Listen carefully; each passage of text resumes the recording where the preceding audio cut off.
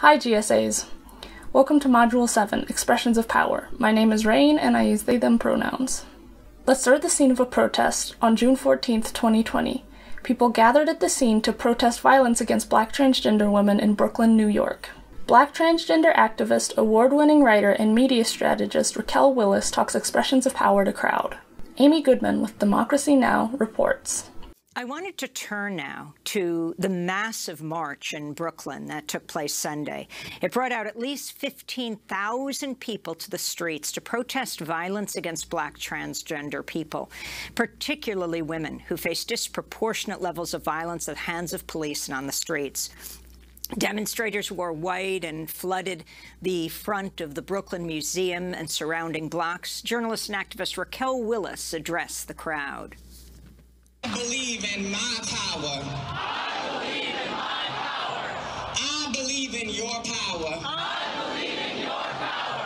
I believe in our power. I believe in our power. I believe in Black trans power. I believe in Black trans power. Power. Where does it come from? Who gets it? How do they get it? How do people keep power? What are the different kinds of power? What is the role of power in personal relationships? Today we're going to talk about 4 types of power: power over, power with, power to, and power within. Mary Parker Follett wrote about these concepts of power in terms of labor organizing. She was a social worker, a Quaker, and a theorist in Massachusetts. She was interested in community spaces, group dynamics, and participatory democracy. Power over is easy to spot. It is built on force, coercion, domination, and control. It is often upheld by violence or threats of violence. This expression of power holds power over another person. Example: a police officer holds power over a citizen using their weapons or threat of force. They are granted this power by structures of government, such as the justice system, policymakers, etc. Example: a class bully holds power over their classmates when they taunt them, push them, or humiliate them. This power is maintained by violence, from microaggressions to physical and psychological assault.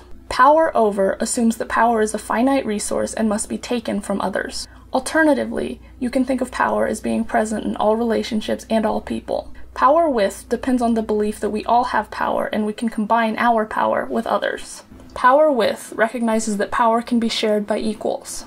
2 or more people working together can co-create power that they equally contribute to. Power with is built on respect, cooperation, shared decision-making, and valuing all partners' needs. This relationship leads to collective action. It requires deep listening and respecting differences. Example: when Raquel Willis says, "I believe in our power," she is talking about power with. When protesters join collectively, they have power. Example: 2 students working together to create a class project. They are each equal members of the community, in this case the classroom. They each have different ideas and preferences, and they work together to co-create a project.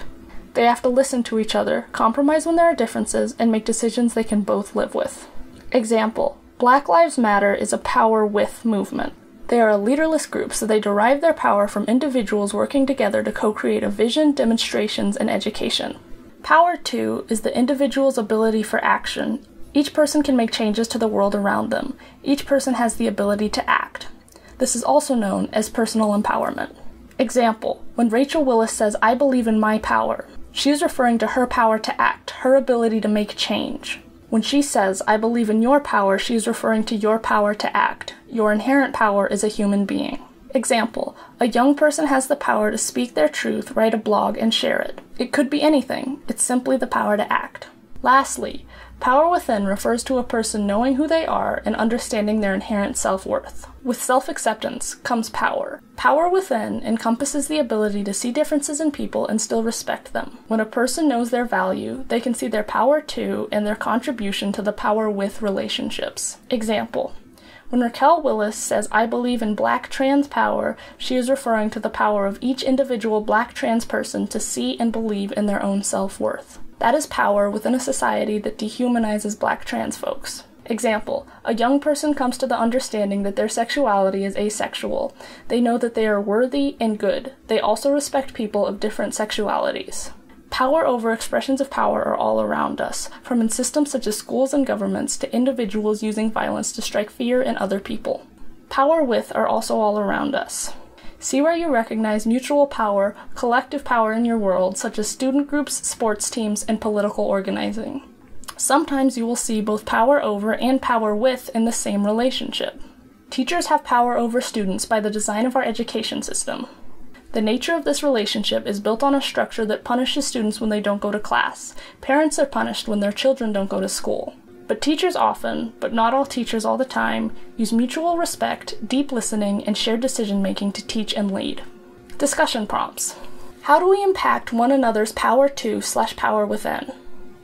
How can romantic relationships become vehicles for power over also? Describe a moment in your life where you have felt power within, aka self-acceptance.